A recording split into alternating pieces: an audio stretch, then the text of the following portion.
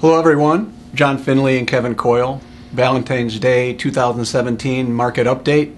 Appreciate the red tie. All I can tell you is my wife prefers purple. John, maybe quick commentary. Obviously a lot of the preoccupation has been with the market's moves since the election, but maybe looking at a little bit before the election and over the last 3 years, and maybe even since the peak in 2007 might be an interesting perspective.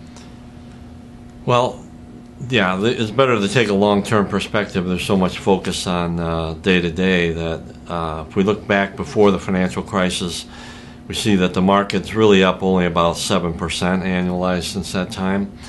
And earnings have struggled to keep up with the market.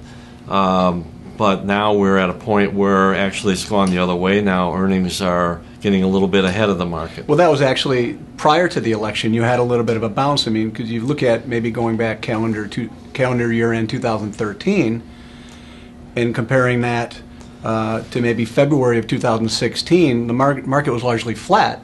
And that had a lot to do with what we talked about the last couple of updates, energy and the dollar and kind of almost the fears of an earnings recession. Since then, even before the election, we had some signs that maybe that was abating, and the market had a little bit of move prior to the election as well as after. Right. So that momentum carried into the election, no matter what the results were. But I think then since the election, of course, a lot of discussion about what policies are coming out of the administration that are going to be favorable to corporate earnings and supportive of the stock market. So we have seen an uptick in the market about 8% since the election, but as you pointed out, since February of 2016 to the election, it was up 11%, accounting for, I think, the growth and the health of the corporate earnings. So. Well, some faint signs of optimism, and now if you're looking at where we are now and expected earnings for 2017 calendar year, the market's selling not necessarily grossly overvalued, but would say we're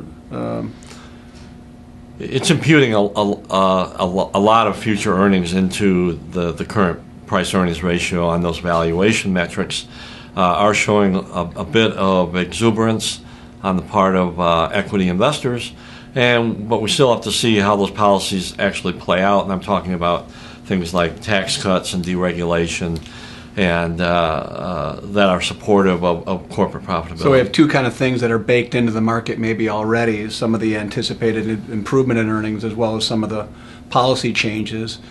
So we would like to see some legitimate concrete signs of that coming to fruition to give us a little bit more comfort level in terms of the sustainability of this market. The Barron's Roundtable that they have every year, it's normally across the board. Some are bullish, some that are in the middle of the camp, and some that are bearish. But I think the consensus was largely looking for a mildly positive year here. Hopefully earnings continue to rise to support the level of prices that we have right now. An interesting kind of comparison is, as we talked about the movements in 2007, emerging market and international still haven't come back to where they were, and earnings are still below those levels. So valuations are still more favorable in that area. Maybe some quick comments on interest rates and inflation, and maybe even commentary too. All the fears before were with the quantitative easing and people being fearful of the government taking the punch bowl away. We've largely digested that now, and now we have kind of a transition from monetary policy to fiscal, which is part of the Trump agenda. Any comments on that? Well, unquestionably, having a very accommodative Federal Reserve monetary policy for the last several years kept interest rates low, which is always supportive of asset prices. But now that inflation expectations are starting to tick up around the world, not just in the U.S., we're beginning to see that reflected in global interest rates. Although in the U.S., the 10-year is still below 2.5%. It was about the same level in June of 2013. So we're not really seeing that become a negative to the market. It's something we want to watch for in terms of the level of interest rates. But you know, the monetary policymakers would like to see interest rates rise. That's a positive for the overall economy. Hopefully it just continues to be gradual.